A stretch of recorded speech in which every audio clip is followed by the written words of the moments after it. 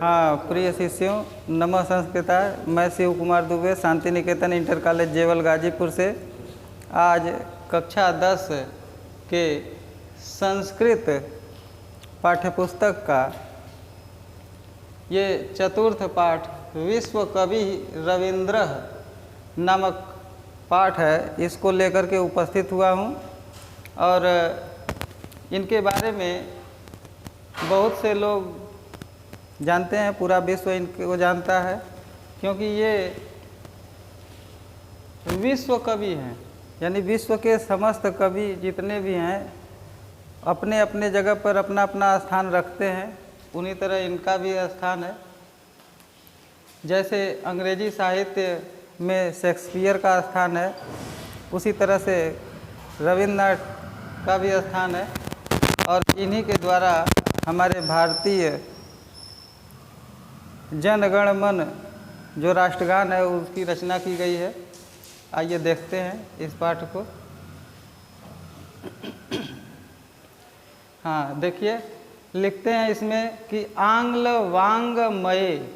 आंग्ल माने होता है अंग्रेजी और वांग माने होता है भाषा, मय माने में, यानी अंग्रेजी भाषा में काव्य धन, काव्य के धनी शेक्सपियर इव, शेक्सपियर की तरह संस्कृत साहित्य में कवि कुलगुरु कालिदास इव, कवियों के कुल गुरु कालिदास की तरह हिंदी साहित्य अर्थात हिंदी साहित्य में महाकवि तुलसीदास इव, महाकवि तुलसीदास की तरह बंग साहित्य, बंगला साहित्य में कविंद्रो रविंद्रः केन अविदितः स्यात्, अर्थात बंगला साहित्य में कविंद्र रविंद्र को किसके द्वारा नहीं जाना जाता, अर्थात सबके द्वारा रविन्द्रनाथ टैगोर को जाना जाता है। आधुनिक भारतीय शिल्पसु रविन्द्रस्य स्थानं महत्वपूर्णम् आस्ते।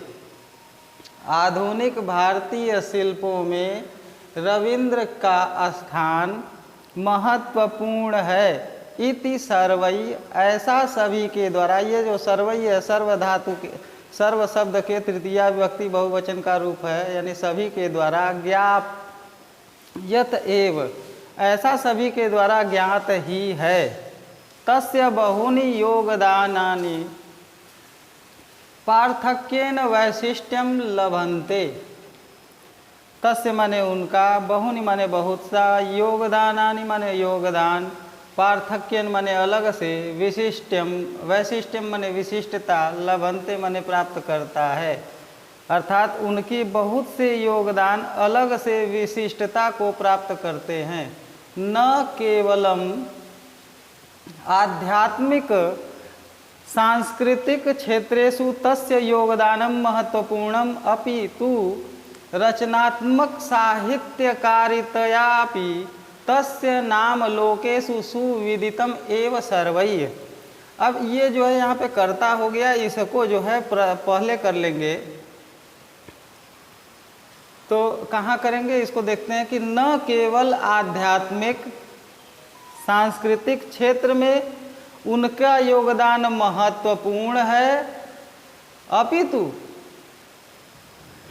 रचनात्मक साहित्यकारिता के क्षेत्र में संसार में सभी के द्वारा उनका नाम भली भांति ज्ञात ही है। संस्कृत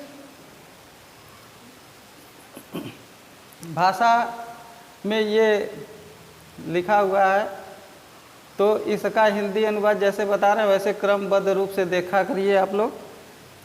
ये इनका ये क्षेत्र है, जिस क्षेत्र में यानी सांस्कृतिक क्षेत्र में, क्षेत्र माने सप्तमी विभक्ति एक वचन है, सांस्कृतिक क्षेत्र में इनका क्या योगदान है रविंद्रनाथ टैगोर जी का।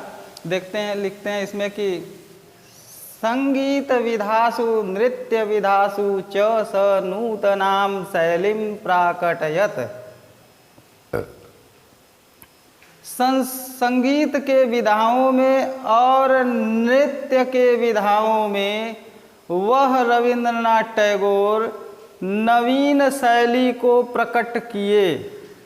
सा शैली रविंद्र संगीत नामना ख्यातिम, वह शैली रविंद्र संगीत नाम से, रविंद्र संगीत नामना माने नाम से, ख्यातिम माने प्रसिद्ध, लभते माने पाती है, यानी प्रसिद्धि को प्राप्त करती है। वह शैली, फिर से देखिएगा इसको, वह शैली रविंद्र संगीत नाम से प्रसिद्धि को प्राप्त करती है एवं नृत्य विधासु परंपरागत शैलीम अनुसरता अनेन शिल्पना नवीना नृत्य शैली आविष्कृता।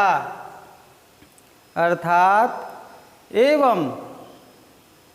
एवं माने और भी इसके स्थान पर रख सकते हैं, या एवं के लिए हिंदी अनुवाद करते समय एवं भी लिख सकते हैं। एवं नृत्य की विधाओं में परंपरागत शैली का अनुसरण करते हुए और शिल्प कलाओं में नवीन नृत्य शैली का आविष्कार किए। यानी रविंद्रनाथ टैगोर ने परंपरागत शैली का अनुसरण किया और नवीन शिल्प विधाओं का अनुसरण करते हुए एक नए नृत्य शैली का आविष्कार किया।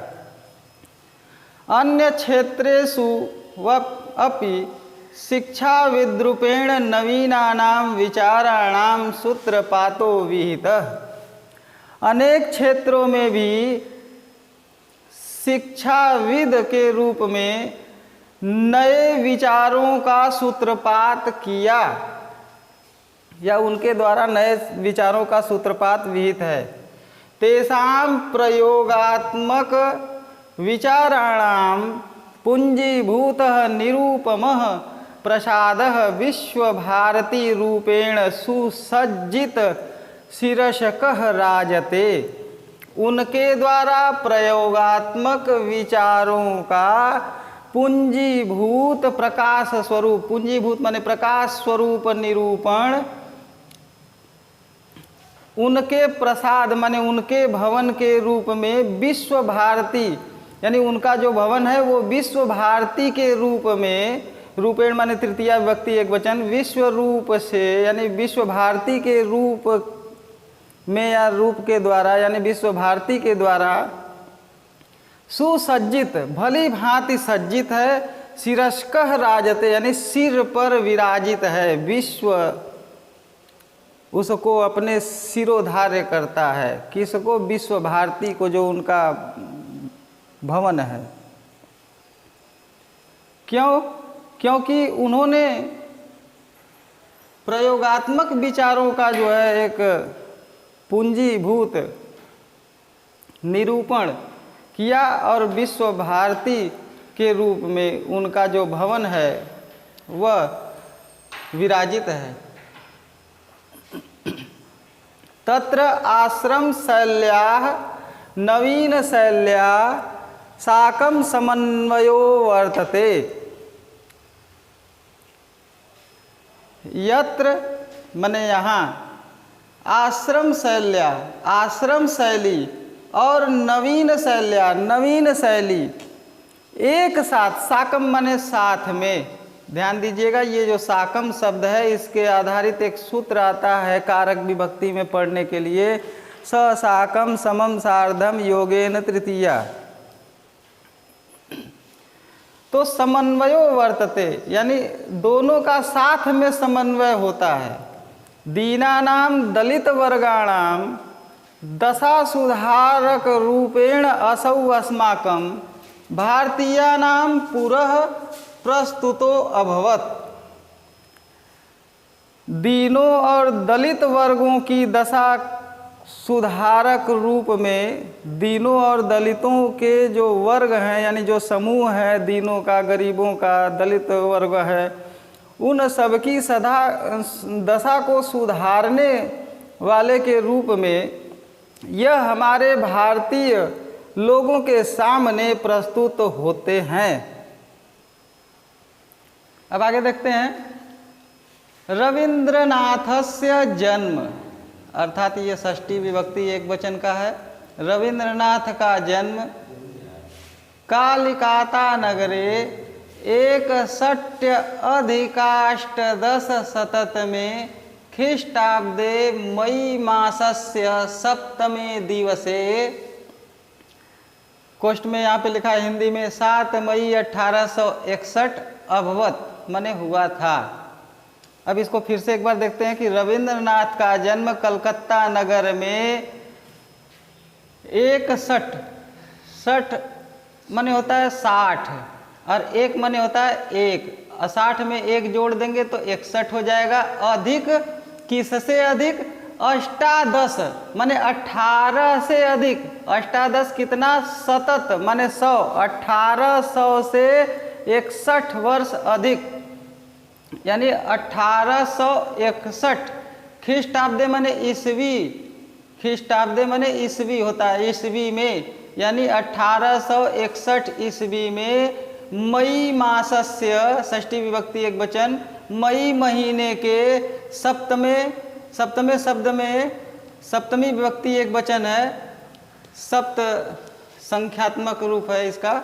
सप्त माने 7वें, दिवसे माने दिवस में। जब देखिए एक ही विभक्ति का 2 शब्द होता है तो एक लास्ट वाला जो पद होता है उसी पद का ही चिन्ह हम लोग हिंदी प्रयोग करते समय लगाते हैं। तो सप्तमे 7वें, दिवसे माने दिवस में, तो एक ही में लगेगा 7वें दिन में या 7वें दिन। अभवत माने हुआ था, अर्थात मई महीने के 7वें दिन 1861 ईस्वी में हुआ था। अस्य जनकः देवेंद्रनाथ जननी शारदा देवी चास्ताम, इनके पिता देवेंद्रनाथ, माता शारदा देवी थी। जननी माने माता होता है। आगे देखते हैं। रविंद्रस्य जन्म एकस्मिन् संभ्रांते समृद्धे ब्राह्मण परिवारे जातम, रविंद्रनाथ का जन्म एक संभ्रांत और समृद्ध ब्राह्मण परिवार में हुआ था। यस्य सविधे अचला विशाला संपत्तिरासीत, जिसके हर प्रकार के, यानी जिस परिवार में वो जन्मे थे उस परिवार का हर प्रकार का अचल और विशाल संपत्ति था, यानी उस परिवार के पास हर प्रकार की अचल और विशाल संपत्ति थी।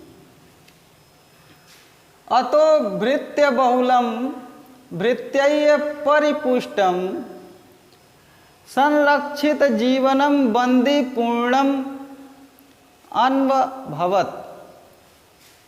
इसलिए भृत्य माने सेवक होता है, बहुलम माने बहुत से। यहाँ पे भी भृत्य शब्द लिखा है तो ये दोनों का एक ही लेंगे हम लोग। तो भृत्य बहुलम यानी दासों के अथवा नौकरों की बहुलता के कारण, परिपृष्टम माने चारों ओर से घिरे होने के कारण, संरक्षित जीवनम उनका जो जीवन संरक्षित था उसको वो कौन? रविन्द्रनाथ टैगोर बंदी पूर्णम यानी बंदी की भांति अन्वभवत मानते थे। अतः स्वच्छंद विचरणाय क्रीडनाय सुलभो अवकाशः नासीत् तेन मनः खिन्नम एवास्त। इसलिए स्वच्छंद घूमने फिरने के लिए, खेलने के लिए सुलभो अवकाश, उनके पास समय नहीं था। नासीत् तेन मनः नहीं था, अवकाश नहीं था, इसलिए उनका मन खिन्नम एवास्त दुखी रहता था। वैभवशाली भवनस्य पृष्ठभागे एकः कमनीयः सरः आसीत्।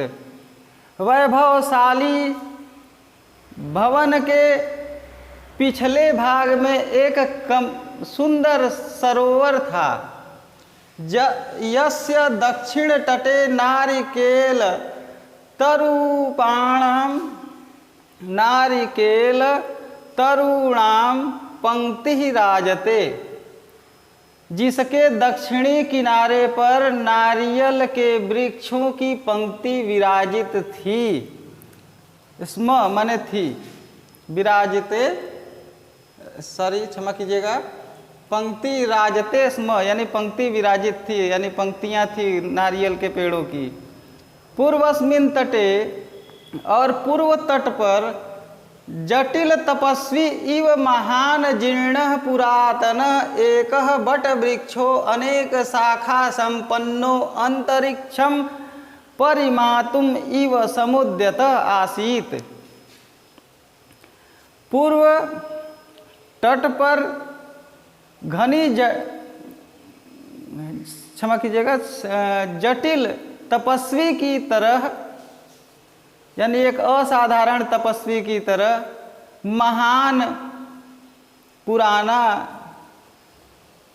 एक बट का वृक्ष जो अनेक शाखाओं से संपन्न था और इतना विशाल था कि अंतरिक्ष माने अंतरिक्ष को परिमातुम इव नापने की भांति, यानी अंतरिक्ष को नापता हुआ सा समुद्यत उपस्थित था, आसित माने था। भवनस्य वातायने सम उपविष्ट बालक दृश्यम इदम दर्शम दर्शम पराम मुदम अलभत।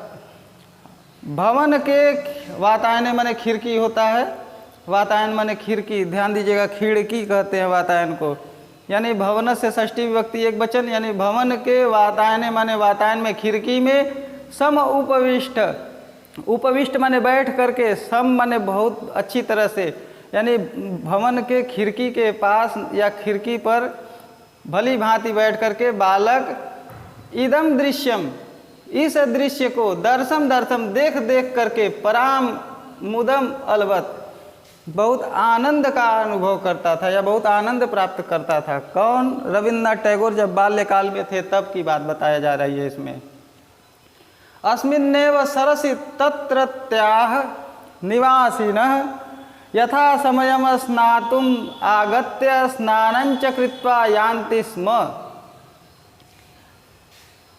इसी सरोवर में तत्रत्या बने वहाँ के निवासी लोग यथा समयम, यथा समयम में अव्ययी भाव समास है, समयम अनतिक्रम्य इसका विग्रह होगा, यानी जिस समय या जिस किसी समय स्नान करने के लिए, स्नातुम आगत्य, स्नान करने के लिए आते थे, च और स्नानम कृत्वा और स्नान करके, यान्ति स्म जाया करते थे।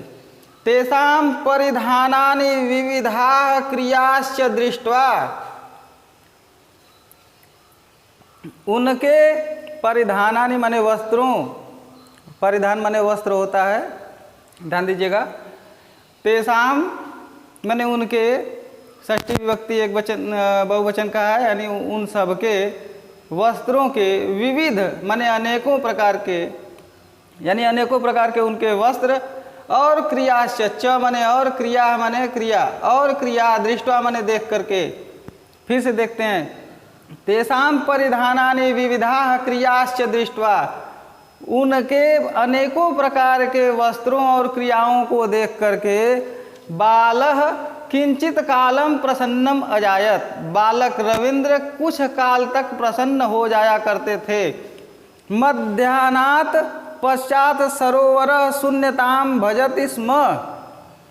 मध्याह्न माने दोपहर के बाद, पश्चात माने बाद में, मध्याह्नात माने पंचमी विभक्ति एक वचन का रूप है, ध्यान दीजिएगा यहाँ पे, यानी उससे अलग, यानी मध्याह्न माने दोपहर, दोपहर से अलग, पश्चात माने बाद में, जब दोपहर के बाद का समय होता था, तो सरोवर शून्यताम भजति स्म, सरोवर वो जो रमणीय सरोवर था, सुंदर सरोवर था, वह जो है शांत हो जाया करता था, यहाँ माने आप वहाँ पे कोई उपस्थित नहीं रहता था।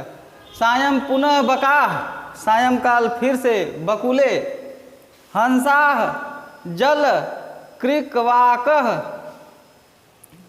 क्षमा कीजिएगा, जल कृकवाकवः विहंगाः कोलाहलम कुर्वाणः स्थानानि लभन्ते स्म। सायंकाल फिर से बकुले, हंस और जल मुर्गे अनेक पक्षी कोलाहल करते थे, जिससे स्थानानि लभन्ते स्म, वह स्थान जो है उस कोलाहल को प्राप्त करता था। तस्मिन् काले इदानीम एव क्रमम क्षमा कीजिएगा, इदानीम एव क्रमम सरह बालकस्य मनोरंजन अकरोत्। उस समय यही कमनीय यानी सुंदर सरह माने सरोवर बालक का मनोरंजन किया करता था।